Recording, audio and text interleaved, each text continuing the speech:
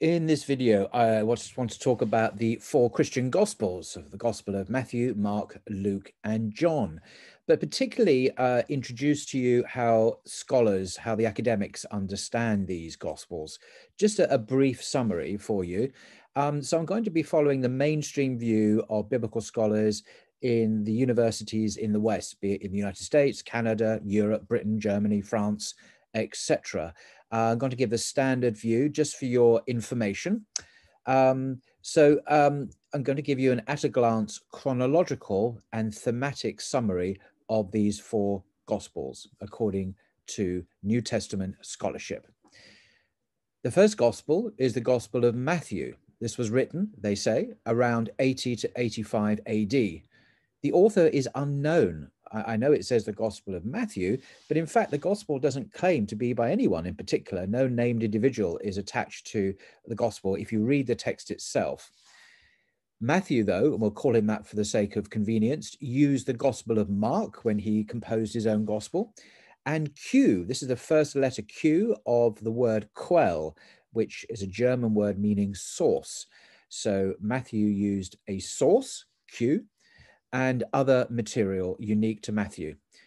Matthew portrays Jesus as the new Moses, who gives his disciples the true interpretation of the Mosaic Law and expects his disciples to keep it.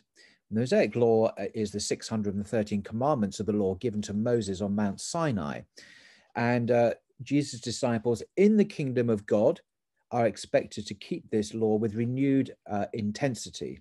As it says in Matthew's Gospel, chapter 5, therefore, whoever breaks one of the least of these commandments of the law and teaches others to do the same will be called least in the kingdom of heaven.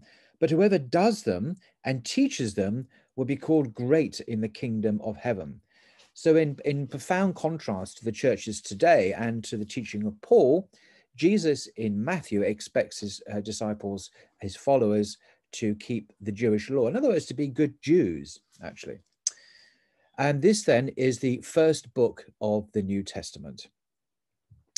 The Gospel of Mark was written around the year 65 to 70 in the first century. It is anonymous, of course, as all the Gospels, written by a Greek-speaking Christian. The writer portrays Jesus as completely misunderstood by nearly everybody he encounters. How different from Matthew, by the way, where the disciples are almost model disciples of Jesus. This, the Gospel of Mark, is the first to be written of the four. The resurrection narrative in chapter 16 of the Gospel of Mark is not found in the earliest and best manuscripts, though it is still included in virtually all modern Bibles that I'm aware of. It's interesting, the earliest Gospel does not contain any resurrection appearances. The Gospel of Luke was written around 80 to 85 AD, probably by a Greek-speaking Christian and companion of Paul. He also uses Mark and Q and other sources to compile his Gospel. Jesus in Luke is portrayed as a prophet, and his teaching about God, salvation, and sin is very similar to the prophets of the Jewish Bible and very similar to that of Muhammad, the prophet of Islam. Unlike Mark, and this is a really important point, I think, Luke does not share the view that Jesus' death was an atoning sacrifice for sin. Mark's striking statement in Mark's Gospel, the Son of Man came not to be served, but to serve and give his life as a ransom for many, which is in Mark 10:45, is deleted by Luke, who clearly rejects such a view, perhaps in abhorrence to the idea of human sacrifice. Any verses that suggest such an understanding in Mark are removed by Luke, and Jesus instead dies a righteous martyr, rejected by God's people. For Luke, simple repentance to God will bring forgiveness of sins. And there are many parables in Luke that tell this. And I suggest you look for a great story in Luke chapter 15, the parable of the prodigal son, very famous story, which illustrates this point. The last gospel is the Gospel of John. This is written about 90-95 AD. It's the last of the canonical gospels to be written. Traditionally, it was believed to be by John, the son of Zebedee. This is the disciple of Jesus. But nearly all scholars today doubt this for good historical reasons, which I won't go into. In many ways, it is quite different to the synoptic gospels. That's the gospels of Matthew, Mark, and Luke.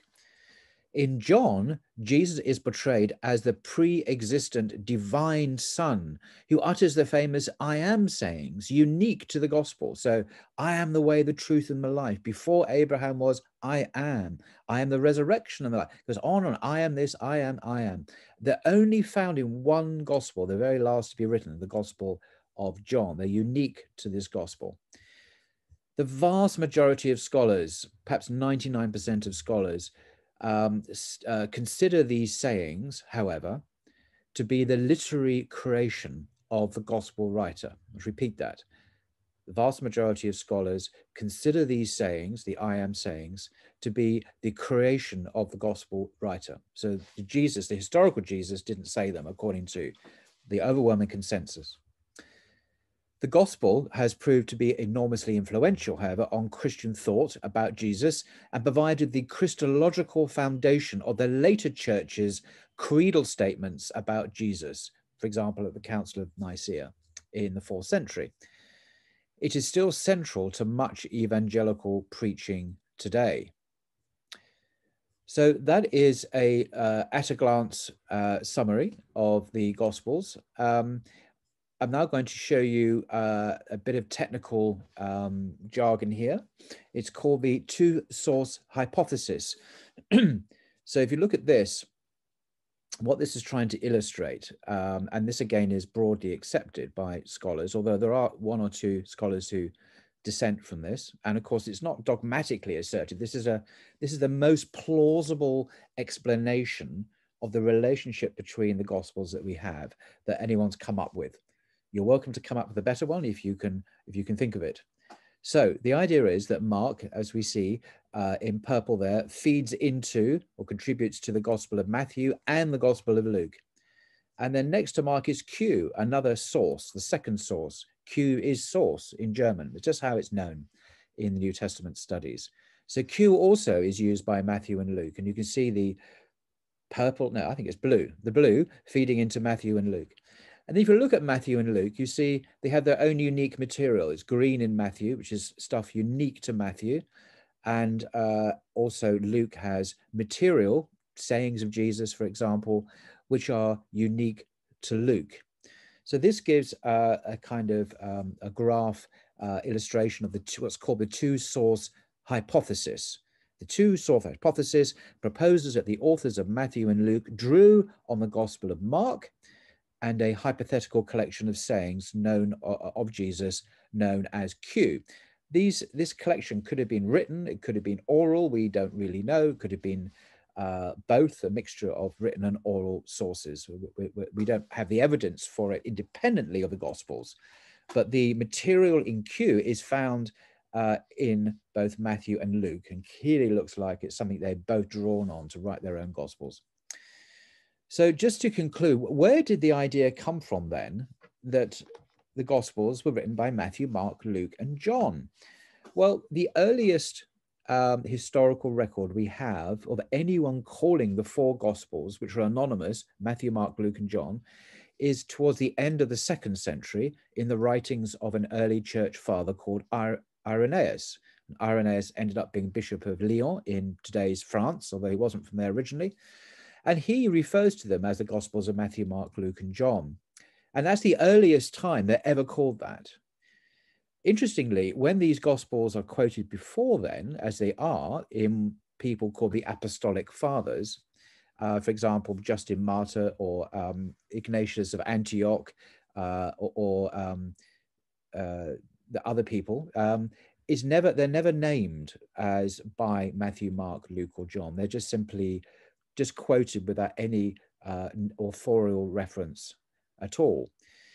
So as the titles are identical apart from the name, the gospel according to, the gospel according to, the gospel according, clearly that's been added by a later church scribe to describe the contents.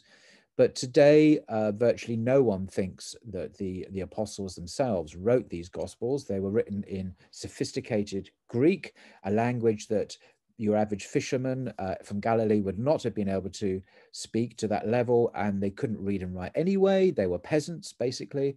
So it's virtually impossible that they could have written it themselves. They wouldn't have had the education and the knowledge and the ability to write the four gospels, which, as I say, are anonymous. So they are considered to be second generation creations, not by first generation eyewitnesses. They come from the second generation. They're anonymous.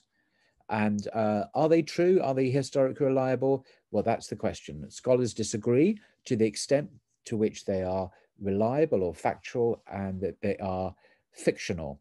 But broadly, you can say, I think, if I can summarize scholarship, that the synoptic gospels contain more historically reliable material in than the Gospel of John. That is seen as the most fictionalized account of Jesus's life and teaching of all the four, which is why his historians, when they research the life of Jesus, go to Mark and Matthew and Luke and tend not to go to John so much. Now, if you want to read this further, I do strongly recommend this book. There we go. The Historical Figure of Jesus by E.P. Saunders. E.P. Saunders, according to Professor Wayne Meeks, who's Professor of Biblical Studies at Yale University, this book is superb. The Historical Figure of Jesus stands out by its clarity and balance, its common sense, and above all, by its honesty. And that is, there are many recommendations on the back. E.P. Saunders himself is a very distinguished historian and specialist in this area. And this is a general book written for the general public to introduce them to the historical understanding of Jesus, as opposed to the Christ of faith in the church, because the two are not the same, and there are important differences. So if you want to take this further, please purchase this book. It's readily available online. And I hope that is of use. Till next time.